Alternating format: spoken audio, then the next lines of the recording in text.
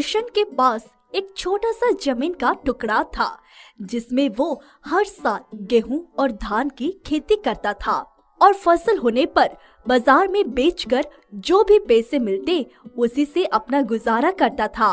घर में सिर्फ उसकी माँ थी। इस बार बारिश ना होने से सारी धान की फसल सूख रही थी। उनके पास इतना पैसा नहीं था कि ट्यूबवेल लगवा लेते। ये हाल हो गया कि किशन को दूसरों के खेत में मजदूरी करनी पड़ रही थी। नहीं तो खाता क्या। उसको पता था कि धान तो बिना बारिश के सूख ही जाएगा। एक दिन जब वो खेत में काम करके दोपहर को वापस आया तो बहुत दुखी था। उसकी माँ ने उसको खाना दिया और पंखा झलते हुए बोली, आज घर में जो कुछ भी था मैंने बना दिया, पर कल क्या खाएंगे?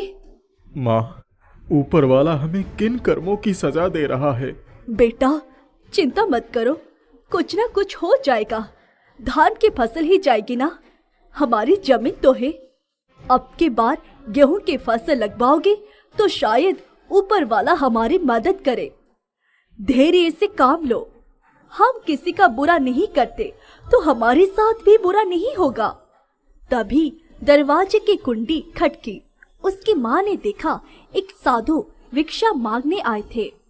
उसकी माँ ने एक कटोरी में थोड़ा सा गेहूं ले जाकर साधु को दे दिया।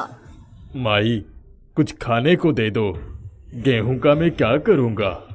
उसकी माँ रसोई में से अपने हिस्से की रोटी, सब्जी और दाल लेकर आई और साधु को बिठाकर भोजन कराया। तुमने मुझ भूखे को भोजन कराकर मेरी आत्मा संतुष्ट कर दी है। किशन ने रसोई में जाकर देखा तो खाना खत्म हो गया था। माँ, तुम क्या खाओगी? अरे बेटा, दरवाजे पर आए हुए भूखे साधु को कैसे लौटा देती? मैं पानी पी लूंगी, पेट भर जाएगा। किशन को बहुत दुख हुआ। उसने सोचा, छी, धिक्कार है मेरे जीवन को। मैं अपनी माँ को खाना भी नहीं खिला सकता। यह सोचकर वो बहुत दुखी हुआ। वो चारपाई पर आकर लेटा ही था कि अचानक बादल गरजने लगे और बिजली कड़की। उसके बाद हल्की हल्की बारिश होने लगी। वो तुरंत उठकर अपने खेत की तरफ भागा। तब तक बहुत तेज बारिश होने लगी। खेत में पानी भरने के लिए वो नालियां बनाने लगा। वो साथ साथ अपनी माँ के गाए हुए गीत की पंक्तियां गुनगुनाता भी जा रहा था। खेतवा धानन के तैयार, चुनरी उड़े लहरैयादार, चह के खेतन में चिड़ैया, कूद के मेंढन पे गौरैया, की जियारा ठांट रही जाए, की जियारा ठांट रही जाए। थोड़ी ही देर बाद मूसलाधार बारिश होने लगी। वो झट से पानी के बहाव को रोकने के लिए नाले में ही लेट गया। अचानक उसे लगा कि ओले गिरने लगे। जब उसने ध्यान से देखा तो बारिश के साथ साथ ओले नहीं बल्कि छोटे छोटे सोने के टुकड़े गिर रहे थे। उसकी पूरी क्यारी चमकीले सोने के टुकड़ों से भर गई। उसने पागलों की तरह अपने सिर पर बांधी पगड़ी खोली और उसमें सोने के टुकड़े भरने लगा। जब वो इतना भारी हो गया कि उसे उठाया नहीं जा रहा था तो उसने उसे वहीं क्यारियों के बीच में ढक दिया और भीगते हुए अपने घर की तरफ भागा। उसकी माँ ने उसे बदहवास देखकर पूछा, अरे किशन, क्या हुआ? वो माँ का हाथ पकड़कर हांफते हुए बोला, माँ, कोई सवाल मत करो, जल्दी चलो वरना बहुत देर हो जाएगी। सचमुच ऊपर वाले ने हमारी सुन ली है, जल्दी चलो माँ। उसकी माँ कुछ समझ पाती इसके पहले ही वो उसको खींचकर अपने साथ खेत की तरफ ले गया। माँ जब तक खेत पर पहुँची तब तक बारिश भी बंद हो चुकी थी। उसने जल्दी से जाकर वो गट्ठर निकाला और माँ से बोला, माँ, इसको पकड़कर घर ले चलो, घर चल के देखना इसमें क्या है। उसकी माँ ने चुपचाप गट्ठर एक तरफ से पकड़ लिया। तभी हल्कू उन दोनों को देखकर उनके पीछे हो लिया। उसके खेत से थोड़ी दूर पर ही था। वो निहायत लालची आदमी था। उसने सोचा कि दोनों माँ बेटे इतने बड़े गट्ठर में क्या ले जा रहे हैं? माँ बेटे जब घर में आए तो किशन ने कहा, अब रुक जाओ माँ, दरवाजा बंद कर देता हूँ। हल्कू उनके दरवाजे के पास ही छुपकर उनकी बातें सुनने की कोशिश करने लगा। जब उसकी माँ ने गट्ठर खोला तो उसकी आंखें बिल्कुल फटी की फटी रह गई। ये कहां से मिला? किशन ने माँ को गोद में उठा लिया और सारी बातें बताई। पहले तो मुझे लगा कि ओले पड़ रहे हैं, लेकिन फिर देखा तो ये सोने के टुकड़े बारिश के साथ गिर रहे थे। बेटा, ये सिर्फ हमारे ही खेत में गिरा है कि औरों के खेत में भी गिरा है? नहीं माँ, सिर्फ मेरे ही खेत में गिरा था। मैंने चारों तरफ देखा था और कहीं सोना नहीं गिरा था। उसकी माँ बोली, लगता है ये उसी साधु का आशीर्वाद और चमत्कार है। चलो जल्दी से कहीं रख देते हैं। दोनों ने मिलकर झोलों में से सारे सोने के टुकड़े भरकर संदूक में रख दिया। हल्कू चुपचाप सब कुछ देखता रहा। वो उन दोनों की बातें सुनकर और इतना सोना देखकर बिल्कुल बावला हो गया। वो अपने घर गया और वहाँ से उसने टॉर्च उठाई, फिर अपने खेत की तरफ दौड़ा कि हो सकता है कि मेरे खेत में भी सोने के टुकड़े गिरे हो। पर वहाँ जाकर उसे कुछ ना मिला। वो घर आया और आधी रात को वो किशन के घर में चोरी करने के इरादे से उसके आंगन की दीवार पर चढ़कर वहाँ से आंगन में कूद गया। उसको पता था कि उन्होंने सोना कहाँ छुपा कर रखा है। वो गया और चुपके संदूक खोलकर उसमें से बहुत सारे सोने के टुकड़े अपने कुर्ते और गमछे में बांधकर दीवार पर चढ़ गया और दूसरी तरफ कूद गया। दूसरे दिन जब वो उन टुकड़ों को लेकर सुनार के पास गया तो सुनार ने उसे बहुत खरी खोटी सुनाई और कहा, अरे ये पीतल के टुकड़े लेकर सोने की दुकान पर बेचने आए हो? भाग जाओ यहाँ से, बेकार में ही मेरा समय बर्बाद किया। उस रात वो बहुत देर तक सोचता रहा। फिर आधी रात को किशन के घर चोरी करने के इरादे से पहुंचा। उसे लगा शायद ये सचमुच पीतल ही हो। इन टुकड़ों को वहीं रख देता हूँ और दूसरे टुकड़े उठा लाऊंगा।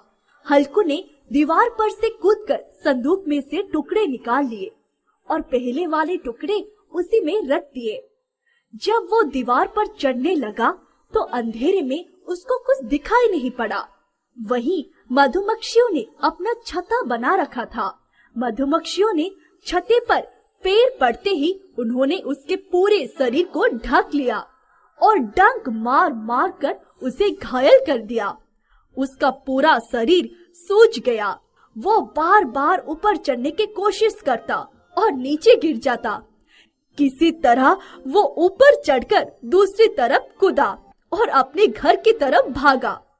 1 महीने तक ना वो कुछ बोल पाया और ना ही बिस्तर से उठ पाया। दूसरे दिन भी बहुत बारिश हुई। किशन को सुनार के यहाँ जाने का मौका ही नहीं मिला। किशन को बाली सारी घटनाओं से बेखबर। जब तीसरे दिन सुनार के दुकान पर सिर्फ 5 सोने के टुकड़े लेकर बेचने गया तो उसे बहुत सारे पैसे मिले। धीरे धीरे सोना बेचकर उनकी गरीबी दूर हो गई। उन्होंने बहुत सारी जमीन भी खरीद ली। उनके दरवाजे पर आया हुआ कोई भिक्षु या साधु कभी खाली हाथ नहीं जाता था।